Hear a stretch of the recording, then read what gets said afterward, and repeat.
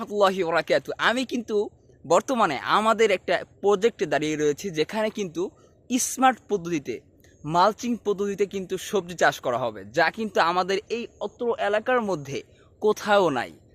আমাদের এই পদ্ধতি যারা দেখবে তারা সবাই হতভম্ব হবে এবং অনেকে আমাদের পাগলও বলবে। কারণ হলো আমাদের এই এলাকায় আশপাশে আমাদের নিজেদের এলাকায় এগুলো একেবারে ধারের কাছেও নাই। আমাদের কৃষকরা স্বাভাবিকভাবে মরিচ চাষ করেন, একটা দানা বুনে দেয়, তারপর মরিচ হয়ে যায়, তারপর সে মরিচ বিক্রি করে।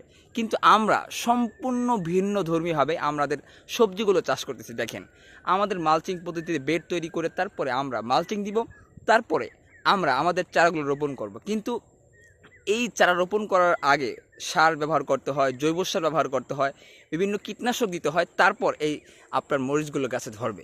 ইনশাল্লাহ আমাদের জন্য দোয়া করবেন, আমরা যেন এখানে ভালো একটি প্রজেক্ট দাঁড় করাতে পারি, তারপর আমরা ভালো একটা প্রফিট এখান থেকে আর্ন করতে পারি।